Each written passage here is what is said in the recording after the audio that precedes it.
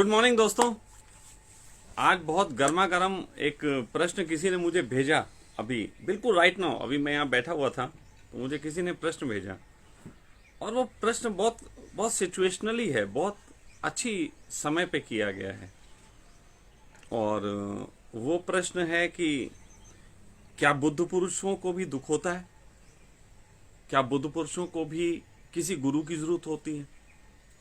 बुद्ध पुरुषों के जगत में बुद्ध पुरुषों के क्या प्रकार हैं, कैसी कैसी सिचुएशन है, इन पे थोड़ा सा उसको बात उसने उठाई।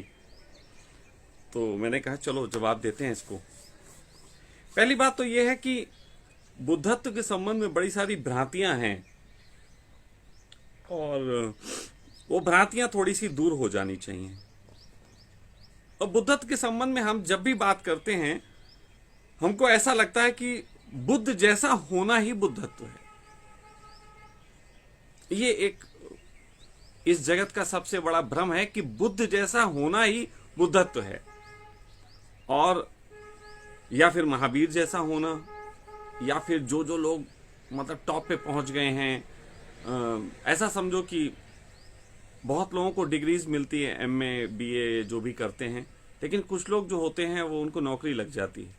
मैं बुद्धों के जगत की जो डिग्रियां होती हैं उसके बाद बुद्ध जो हैं, महावीर जो हैं, ये नानक और क्राइस्ट, इन लोगों को वो मानता हूं जिनकी नौकरी लग गई थी। बाकी बहुत से हैं बेचारे डिग्रियां लेके घूमते रहे लेकिन तुम्हें पता नहीं चला उनके बारे में। तो इनकी नौकरी लग गई तो तुम इनके बारे में जानते हो।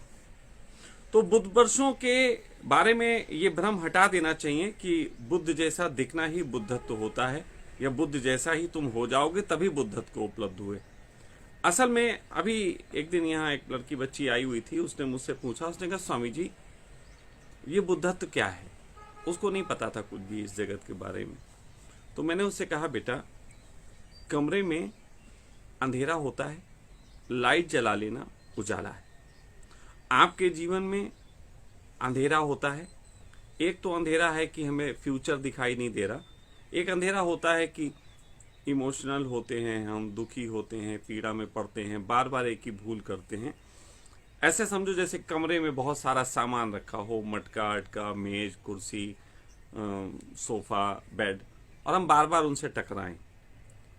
तो अगर लाइट जल जाए तो हम उनसे टकराते नहीं। बस इतनी सी बात बुद्धत्व है, बस इतनी सी बात। फिर इसमें भी थोड़ा सा आप इसमें और कैटेगराइज कर ले। वो कैटेगराइज ये है कि अलग अलग फील्ड्स होती हैं। कुछ लोगों की लाइफ जो है, जैसे मैं फिल्म लाइन में बोलता हूँ, राज कपूर इज एनलाइटेड। मैं राज कपूर को एनलाइटेड बोलता हूँ तो तुम समझ ना पाओगे, तो राज कपूर को मैं एनलाइटेड बोलता हूँ। शिक्षा के क्षेत्र में ओशो एनलाइटेड हो गए।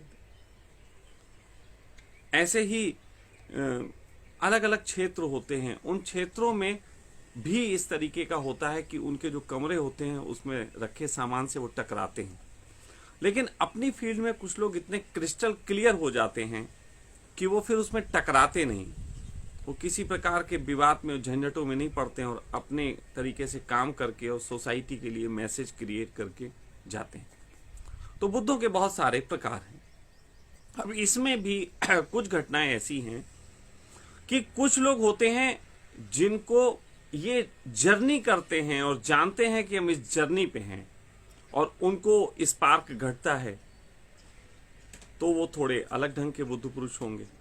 कुछ लोग होते हैं कुछ नहीं करते हैं, अचानक कुछ घट जाता है, अचानक कुछ हो जाता है, लाइट आ गई, अचानक सब साफ साफ दिखने लगा, लेकिन समझ में नहीं आया हुआ क्या। कुछ लोग होते हैं जो गुरु की संगत में लंबे समय साधना करते हैं, रहते हैं, उनको धीरे धीरे गुरु समझदार बनाता है और फिर उसके बाद आगे की यात्रा पे लेके चलता है। कहने का अर्थ यह है कि इसमें बहुत सारे प्रकार हैं। अब रही दुख की बात। दुख की बात यह है कि बहुत से ऐसे बुद्ध पुरुष हैं जो बहुत दुखी रहे, पूरी जिंदगी दुखी रहे। अगर मैं एक नाम लूं ना तो तुम बड़े हैरानी में पड़ जाओगे। वो लेकिन नाम ऐसा ले रहा हूं जो तुम जानते हो, और वो नाम है गुरुदत्त का। गुरुदत्त जो थे वो एनलाइटेड थे। मैंने उस आदमी की आंख में देखा, लेकिन उसके जीवन में घटने वाली घटनाएं कुछ ऐसी थीं कि वो बहुत ज़्यादा इमोशनल हो गए थे। अब आप कहोगे कि जब क्रिस्टल क्लियर दिख रहा है, लाइट जल गई, तो फिर इमोशनल क्यों हो गए? ये बिल्कुल ऐसी घटना है कि आपके कमरे में कोई ऐसी चीज रखी थी जो आपको बहुत प्रिय थी। आपके अंधेरे कमरे में कोई ऐसी चीज रखी थी जो आपको बहुत प्रिय थी और आप उसे खो दिए थे, और अचानक लाइट जल जाए और आपको दिखे, तो उसके प्रति इतनी भावुकता खड़ी हो सकती है, इतनी भावुकता खड़ी हो सकती है कि आप फिर उसमें डूब जाओ, फिर आप बाकी कमरों में जो चीजें उन पर ध्यान ना दो। तो ऐसे गुरुदत्त थे जिनके इमोशन का कोई लम्हा, कोई पहलू ऐसा जाग गया था उनकी स्पार्क में, बिजली कड़कने में, कि वो उसको बहुत ज्यादा जो है पकड़ के बैठे। और देखो, उन्होंने फिर सुसाइड किया। अब लोग कहेंगे क्या बुद्ध पुरुष सुसाइड भी कर सकता है? हाँ, कर सकता है। बुद्ध पुरुष सुसाइड कर सकते हैं, क्योंकि बुद्धत्व का मीन उनको पूरे तरीके से अभी घटा नहीं। मीन कह रहा हूं। अब मीन ये है, असल में बुद्धत्व का पूरा मीन अगर समझो तो ये है कि एक आम का जैसे मकसद होता है कि उसको कोई खा ले और पेट भर जाए, उसी तरीके के बुद्धत्व के जीवन से जो अनुभव गुजरते हैं वो तभी पूरे होते हैं जब वो उसको किसी को दे के जाए। जैसे सामान्य जगत में एक इंसान अपने को तभी पूरा मानता है जब उसका बालक हो जाए, जिसको वो अपनी वसीयत दे जा सके। उसी तरीके से एक बुद्ध पुरुष के जीवन में एक गहरी तड़प होती है कि जो मैंने जाना है उसे मैं लोगों को कैसे बता दूं। ये एक तड़प होती है।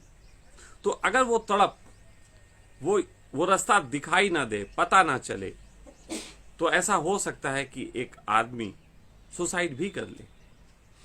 मैं यहाँ पे अभी एक बात करता हूँ। एक हमारे यहाँ स्वामी जी आए हुए हैं, एक मित्र। वो जो मित्र आए हुए हैं वो असल में बड़े प्यारे हैं। कल ही आए, वो प्यारे हैं। मैं उनको बुद्धत्व की उपाधि दूंगा भी, लेकिन अभी भटकी हुई स्थिति वाली थोड़ी उपाधि दूंगा। उपाधि ये दूंगा कि वाकई में उनके साथ जो घटा था वो प्यारा था। उन्होंने जो कुछ कल मुझे बताया उससे, और उनकी मैंने वस्तुतः स्थिति चलते फिरते कुछ देखा, तो कुछ चीजें तो उनके साथ प्यारी हुई थी। लेकिन वो जो जीवन उसके बाद बदला, वो आज तक सबके लिए और उनके लिए भी थोड़ा दर्द का विषय बन गया, क्योंकि वो एक ऐसे जगत में जी रहे थे जो जगत उनका नहीं था या उनके लिए नहीं है। यहां उनको आने की तड़प, 1-1.5 महीने पहले से जब उन्होंने देखा तो उनका हुआ कि यहां जाएं, शायद ये जगह, ये लोग मेरे जैसे हों और यहां पे मुझे कुछ रास्ता मिल पाए। तो कल वो आए तो मैंने उनको सिंपली सलाह दी। मैंने कहा कि आप यहाँ रहेंगे तो आप कुछ थोड़ा सा अपने अभिव्यक्ति को सही कर पाएंगे, क्योंकि अभी उनके पास वो ढंग नहीं है जो अपनी बात किसी से कह पाए। अभी वो अगर अपनी बातें कहना शुरू करेंगे तो लोग उनको पागल की उपाधि दे देंगे, लोग उनको मिसफिट की उपाधि दे देंगे, ऐसी चीजें कर देंगे लोग। तो मैंने उनसे कहा आप यहाँ रहें, एक यहाँ ऐसे लोग हैं जो आपको ये नहीं कहेंगे और आपको समझेंगे, और आपको धीरे धीरे इनके बीच एक अभिव्यक्ति की कला आएगी कि कैसे बात कही जाती है। जैसे मैं हूं, मुझे लोग चालाक तो कह सकते हैं, मुझे पागल नहीं कह सकते, लेकिन मेरे जीवन की हरकतें तो पूरी पागल वाली हैं। लेकिन मेरे पास तर्क इतने उसके अच्छे हैं कि मुझे पागल कहना मुश्किल पड़ जाता है। तो उसी तरीके की बात मैंने उनसे कही। वो यहाँ रहे, अभी हैं 24 घंटे से हैं। अभी वो कुछ समय बाद आएंगे, क्योंकि अभी उनका परिवार है, पत्नी बच्चे हैं। तो वो जो यहाँ रहे, आज सुबह मुझे कह रहे थे कि आज रात बहुत अच्छी नींद आई, ऐसी नींद नहीं आती है मुझे घर पे।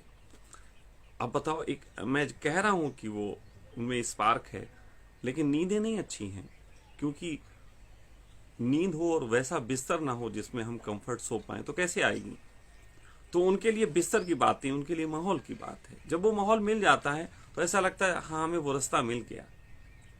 हर बुद्धों के तड़प होती है, जीसस की तड़प थी, वो बता देना चाहते थे तेजी से, और वो ऐसी ऐसे शब्दों में बता रहे थे कि लोगों ने उनको सूली चढ़ा दिया।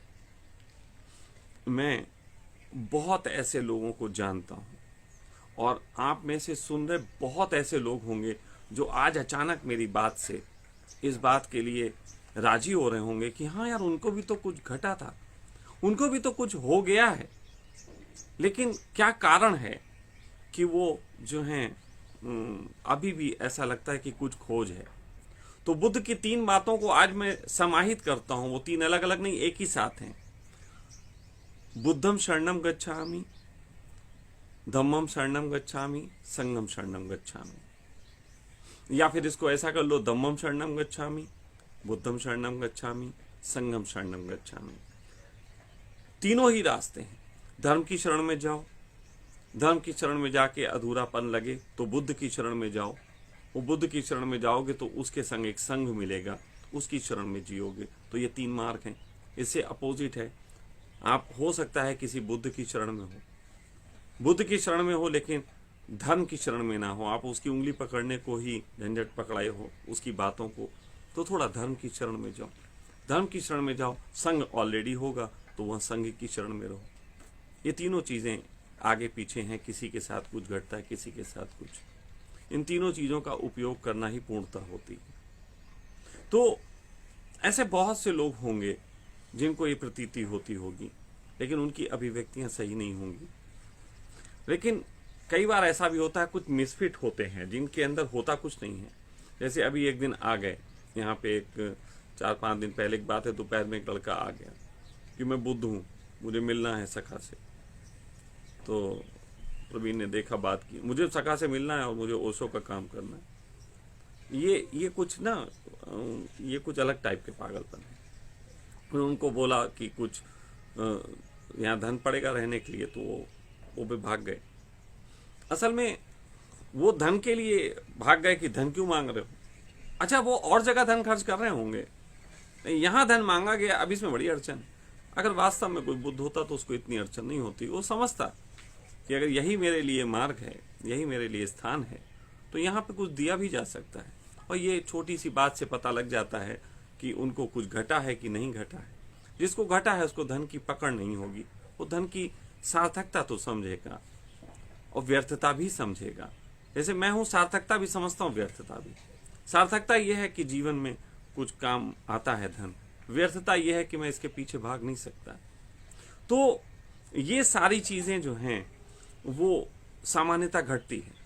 बुद्धत्व एक सिंपल सी एक अवस्था है कि एक आपको कुछ हुआ, आपको स्कूल में प्रवेश मिल गया, अब आप परिवार से हटके एक स्कूल में शिक्षा के लिए जा रहे हैं, लेकिन वहां अभी लंबी शिक्षा होगी। मैं कई बार अपने जीवन को देखता हूं तो मैं लोगों को बताता हूं कि जब मुझे कुछ हुआ तो उसके बाद मेरा जीवन बदला, लेकिन उसके बाद मुझे कुछ पता तो था नहीं कि करना क्या है। धीरे धीरे जीवन ने उद्देश्य दिए, धीरे धीरे जीवन ने समझ दी, अपने आप धक्के दिए, अपने आप विरोधी बनाया, अपने आप तेवर पैदा किए, अपने आप ही मेरे जीवन में सहयोगी लोगों को लाया जिन्होंने मुझे संभाला। तो अस्तित्व अपना काम करता है, लेकिन हर एक के साथ ऐसा नहीं करता। कई लोगों को किसी के सहारे की जरूरत भी पड़ती है। अब ये मैं कह रहा हूं मुझे नहीं पड़ी, इसका मतलब कोई ऐड दिखाने लगे कि मुझे भी नहीं पड़ेगी, वो भी गलत हो जाएगा। अगर किसी के अंदर से पुलक आती है कि यार मुझे सखा से पूछना चाहिए, क्या मुझे जो हो रहा है उसके आगे की कोई बात मुझे बता पाएंगे, तो अगर सहजता से आती है तो उसको पूछने में कोई अकड़ नहीं है। और अगर अकड़ है तो फिर समझे कि अभी वो अपनी अकड़ पे काम करे।